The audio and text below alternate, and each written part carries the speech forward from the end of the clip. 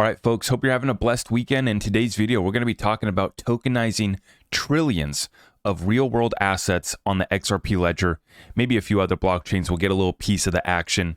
Our favorite's XRP, but obviously all the money's not coming onto XRP. We got a few other winners, and we're going to cover the Hong Kong Virtual Asset Consortium actually adding a couple new currencies to its key indexes. So I'm going to show you guys the update over there. We have Gavin Newsom, the governor of California, actually passing a bill to implement this and get the ball rolling. And I'll give you guys the timeline that he's proposing on that.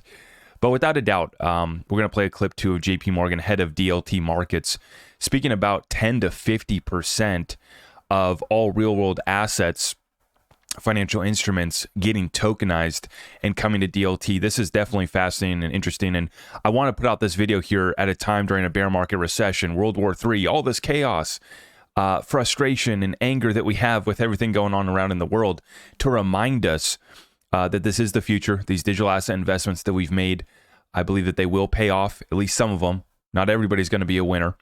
But I think there's going to be definitely a chosen few that eat up most of this space and eat up most of that 10 to 50% of tokenization of real world assets that is predicted by head of DLT markets at JP Morgan. And his timeline is the next decade. We're going to show you guys Gavin Newsom, his bill, what the timeline is on that. It's all underway. It's hard to remain patient. It's definitely frustrating in the middle of this timeline that we thought was going to happen much sooner.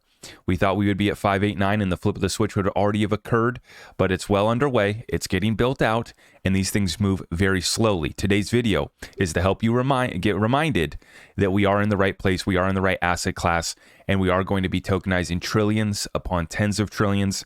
And dare I say, maybe we might have quadrillions of dollars of value tokenized on the Internet of Value. That's right. Let's get right on into it, folks. So we're taking a look here at this article from the Crypto Times. Hong Kong Virtual Asset Consortium key indexes add Hedera, Maker, XRP, and Quant. The rebalancing results will be available on its website, which will come into effect on October 20th, next Friday. So they are doing a little rebalancing here. And I'm going to show you guys. This is, can you see that? Yeah, you can still see that. Okay, great. They have some indexes here over the Hong Kong Virtual Asset Consortium is what this group is called. And it looks like they're mostly providing data on, virtual assets is what they call them over here. And what they did is they added XRP to their HKVAC cryptocurrency global large top 5 index. So the total number of constituents will remain unchanged at 5. And they have added XRP, little inclusion. We like that type of inclusion. Sounds good. And they remove USDC. Okay. And then they do the same thing to the global large top 5 equal weight index. They add XRP and remove USDC. Now, I went to their website to kind of get a look at what they're at. Looks like they're all about, this right here. Let's work together to make Hong Kong the world's largest and safest virtual asset market. So they're providing ratings on exchanges, indexes on cryptocurrency, news, exchange rating, index, cryptocurrency rating, investor education.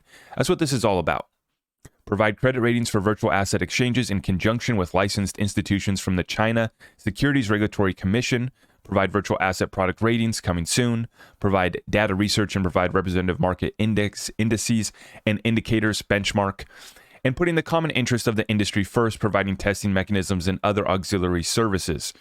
And lastly, to provide investment risk data to the public for the market actively participate in and assist in providing public investment education and publicity. So really about just educating the people.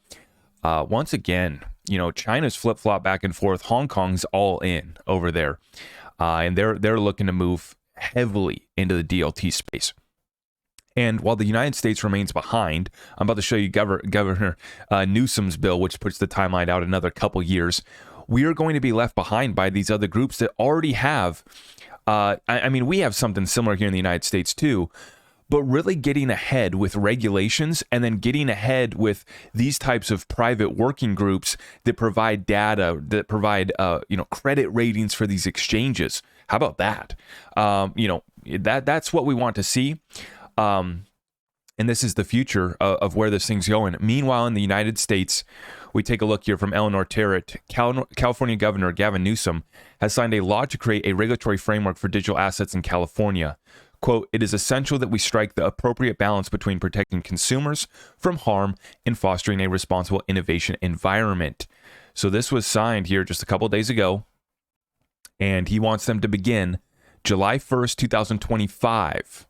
So this is where our saying survive till 2025 comes in, because this digital financial assets law is getting passed here today, but it's not going to be beginning till July 1st of 2025, requiring the Department of Financial Protection and Innovation to create a robust regulatory framework, including licensure and enforcement authority for certain crypto activities. Importantly, this bill appropriately provides DFPI with rulemaking authority and an 18-month implementation date to ensure the adopted regulatory framework can be thoughtfully tailored to address industry trends and mitigate consumer harm.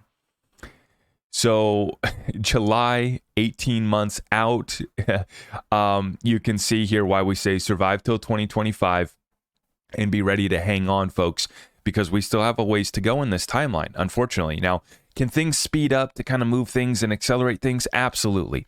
Does it mean that we're not going to be entering the next bull run next year? No, I still believe that we enter the next bull run next year. But you need that framework. You need all of this done so that we can figure out how to tokenize the trillions of dollars of real world assets. We can figure out how to move the trillions of assets under management that BlackRock and all these other investment groups have that are ready to move into this space, but they just can't. Now, it's exciting here. I'm going to play a clip here from David Schwartz talking about tokenization on the XRP ledger shall start in a year and a half in real world. So even David really understands where the timeline's at for this thing. This is David speaking at the Apex Developer Summit. And even David has a timeline for a year and a half before we get the tokenization on the XRPL in the real world. Okay, so I think really what we're talking about here is institutions moving in, right? Me and you building a little something, tokenizing a little, something, and putting it on the XRPL. Is that really what we're talking about? No, that's the start. The capabilities are there. The amendments are coming to the XRP ledger to allow us to bring DeFi, to allow us to bring the Ethereum virtual machine side chain, bring those smart contracts over to the XRP ledger. We're going to be bringing all sorts of value, all sorts of contracts, and all sorts of real world tokenized assets to the XRP ledger.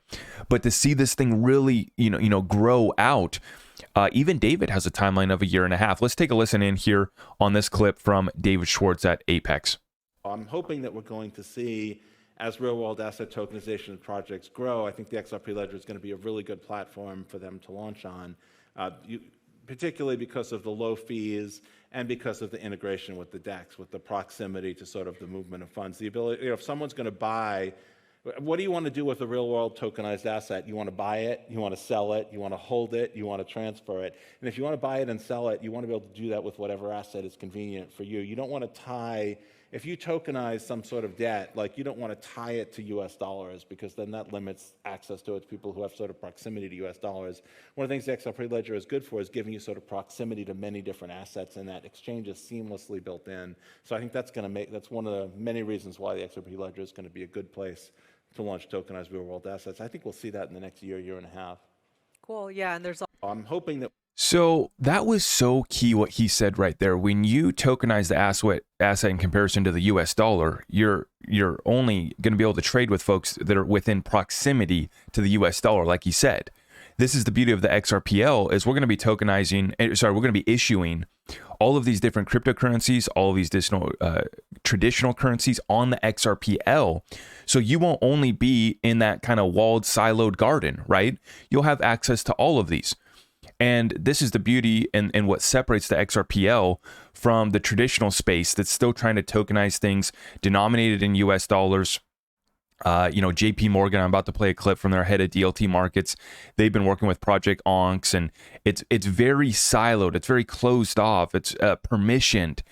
This is the advantage that the XRPL has versus all these other, efforts that are being made by these banks, by these institutions, and they're kind of little closed off sections here.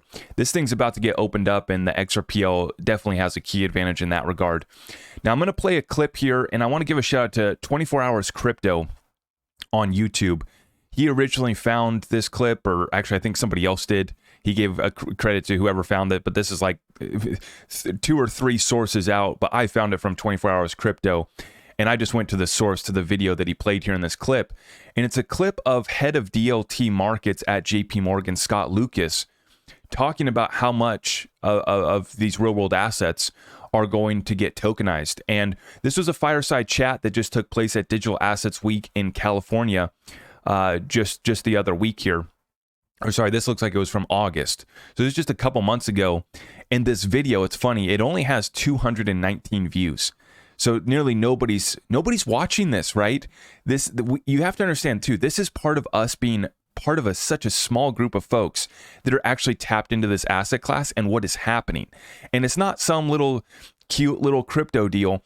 It's the largest institutions in the world figuring out how to tokenize all these assets, whether it's real world assets, whether it's financial assets. And you have, a few blockchains that are in the lead. JP Morgan and the boys are trying to keep up. I think they're struggling a little bit. And this is why they, send 15 executives to Ripple. They try to take over Ripple, is because they need someone to help them along here with this new asset class, this new technology. But nonetheless, I'm going to play this clip, and it's going to be super quiet, so you might have to turn up your volume real quick. But I got the captions right there. I just want you guys to, get the confirmation from Scott Lucas himself that they're expecting 10 to 50% of all of these assets to come on in and get tokenized. Let's take a look here, folks. When it comes back to what we're doing, I think our acceptance is that the vision of what this market will look like 10 years from now, if anyone's got that, then great. I think we're too early in the story to really think about how much of each type of asset class in what market by what type will kind of eventually evolve into using this technology. Other than to say, I think a reasonable proportion of regulated markets will be on this technology, using it in a sophisticated way within a decade. What a reasonable portion it could be, anywhere from the 10% mentioned. And there's already a number of anywhere sort of sub 50. I don't think to launch tokenized real world assets. I think we'll see that in the next year and a half. What's JP Morgan's kind of view of that? I think as real world assets. Clearly, we've got our own platform. We've had that for a few years. We've done a lot of experimentation, development, and that. So I don't know what happened. And we're very pleased with kind of how we can. My Twitter glitched out and it started playing the David Schwartz clip in the background right as he was saying, and that clip was already super quiet, but you get the point. Their vision is out over the next 10 years, and he says 10 to 50% of all of these financial assets, bonds, private equity, public equity, all these markets are moving on over. And he says he still thinks it's still too early to kind of have a good prediction of how much of the stock market gets tokenized, how much of the real estate gets tokenized, how much of the bonds get tokenized. But without a doubt, we're heading in that right trajectory. And when you look at the size of these markets, it's in the hundreds of trillions. It approaches over quadrillions of value. And so, take your pick, 10 to 50% of that, that's going to be a good time for us. And what I'm so excited to see right now, the XRPL was efficient for payments, has almost no downtime, been operating flawlessly. And the amendments that we're getting to the XRP ledger for these different capabilities, making it easier to tokenize all these different things. Even oracles is another amendment that's being proposed to the XRPL.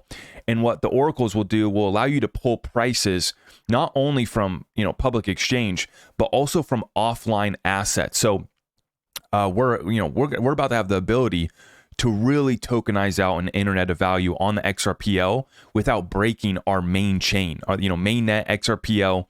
It's still going to work flawlessly even as we add these additional capabilities. And what are the JP Morgan boys doing? They got a little test group. They got a little closed off walled silo that they're, in kind of a perfect environment where they're testing things out, and it has no interoperability.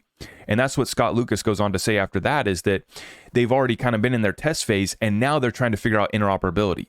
Well, it's you flip the switch, you tap into the XRPL, and you find the best liquidity in the world. It's just that simple. And we're well ahead of the game, well positioned. Even the Hong Kong Virtual Asset Consortium moving XRP up there in their index.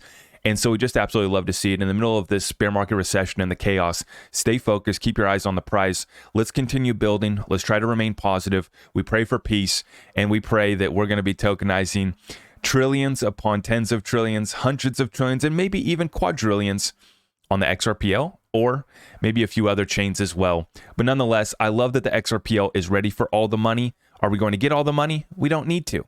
You just give us a little piece of that action, and we're going to be going somewhere fun. Now, if you appreciate this update, let's smash it on the way out. Make sure we subscribe, hit that notification bell, and I will see you guys in the next one. By the way, we will be doing another live here later today, so make sure you stay tuned here. We'll see you in the next one. God bless.